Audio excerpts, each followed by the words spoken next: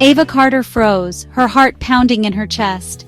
Her phone slipped from her grasp, clattering onto the hardwood floor with a sound that echoed in the stillness. The voice on the voicemail, the one she had just heard, sent chills down her spine.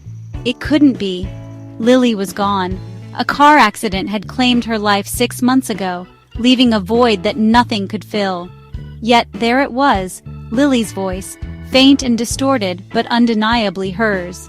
It was as if the past had come back to haunt her. "Help me, Ava!" The words were a desperate plea. But it was enough to shatter Ava's carefully constructed world of denial, a world she had built to cope with her loss. The voicemail played on a loop in Ava's mind, each repetition more haunting than the last. She paced her apartment, the weight of grief and a burgeoning sense of dread pressing down on her. The walls seemed to close in.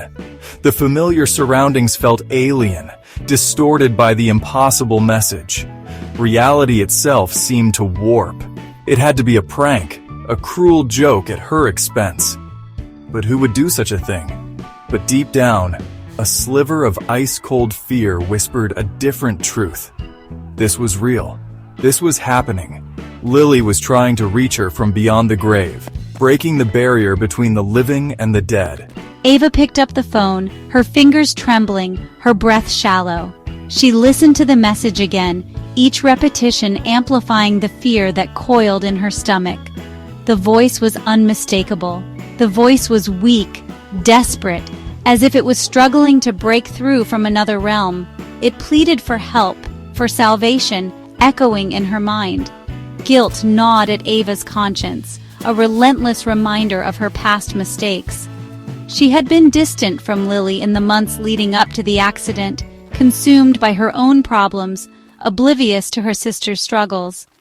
Now, Lily's voice echoed in the silence of her apartment, a chilling reminder of her loss and her own failings. The silence was deafening. As darkness enveloped the city outside, Ava made a decision. She couldn't ignore this. She would listen to the message again, dissect it for any clue it might hold. Every word, every inflection mattered. This was not just a random occurrence. It was a call for help. This was a message from beyond, a desperate plea from her deceased sister, a cry for help that transcended death. And Ava was determined to uncover the truth no matter how terrifying it might be. She owed it to Lily, and to herself. The voicemail became an obsession. Ava played it over and over again, each time noticing new nuances in Lily's voice, a tremor of fear, a hint of urgency. The words "help me," Ava echoed through her dreams, transforming them into nightmares of guilt and terror. She could no longer escape the feeling that Lily was trapped somewhere, reaching out to her for a rescue that seemed impossible. Days turned into sleepless nights as Ava grappled with the impossible. She withdrew from friends and family, her every waking moment consumed by the mystery of the voicemail. The logical part of her brain screamed that it was a hoax, a cruel trick played by someone who knew about Lily. But her heart, heavy with grief and guilt, clung to the hope that it was real. Driven by a desperate need for answers, Ava decided to involve the police. Detective Harris, a seasoned officer with a world-weary demeanor, listened patiently to her story. He examined the voicemail, his expression neutral, his eyes betraying a flicker of skepticism. Ava could tell that he saw her as a grieving sister clinging to a fantasy. But she couldn't let it go. She had to know the truth, no matter the cost. Ava recounted the events leading up to Lily's accident, a seemingly straightforward case of drunk driving. She described Lily's bubbly personality, her infectious laughter, and the close bond they had shared since childhood. As she spoke, a wave of guilt washed over her. She hadn't been there for Lily in those final months, too wrapped up in her own problems to notice her sister's struggles. Now, she feared, it was too late to make amends. Detective Harris, though outwardly stoic, found himself drawn into Ava's story. He had always prided himself on his ability to remain detached, to keep his emotions in check. But there was something about Ava's plea that tugged at a part of him he thought he had buried long ago. He had seen his share of grief, but there was a raw desperation in Ava's eyes that hinted at something more. It was as if she was clinging to the last thread of hope, and he couldn't ignore the silent plea for help that her eyes conveyed. He promised to look into the voicemail, more to appease her than out of any genuine belief in its authenticity. Yet, deep down, a small part of him was curious. What if there was something to her story?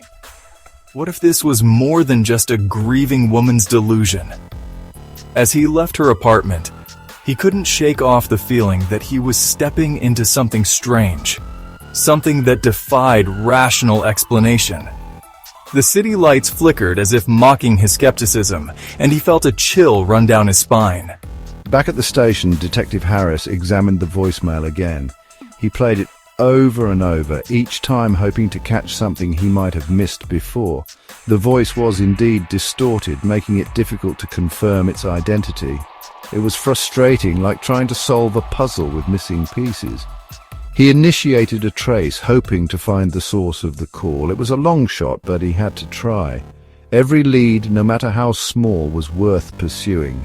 The results came back inconclusive, originating from a burner phone that had been discarded shortly after the call was made. It was a dead end, a frustratingly common occurrence in his line of work. The detective sighed. It was a dead end, just as he suspected. But something about this case wouldn't let him rest. He felt a nagging sensation that there was more to uncover. He called Ava to update her, expecting her to be disappointed, but not surprised. He braced himself for the inevitable sadness in her voice. Instead, her reaction caught him off guard. She sounded terrified. Her voice trembled as she spoke, and he could hear the fear seeping through the phone. She told him about the mirrors in her apartment, how they had been covered with sheets since Lily's death. It was an odd detail, but one that seemed to hold significant weight for her. Ava had always hated mirrors, even as a child. They had always made her uneasy, as if they held secrets she wasn't meant to uncover. Lily used to tease her about it, but Ava couldn't explain the unease they caused her. It was a fear that had no logical basis, yet it was very real to her. Now, after the voicemail, the fear had returned tenfold. The mirrors seemed to hold a new menace, a threat that she couldn't ignore. Intrigued but skeptical, Detective Harris decided to pay Ava another visit. He needed to see for himself the fear in her eyes, the palpable tension that radiated from her. Maybe then he could understand what was truly going on. He needed to see for himself the fear in her eyes, the palpable tension that radiated from her. It was a fear that seemed to transcend the ordinary, touching on something deeper and more primal. As he drove to her apartment, he couldn't help but think about his own experiences with the unexplained. There were cases that had haunted him, cases that defied logic and reason.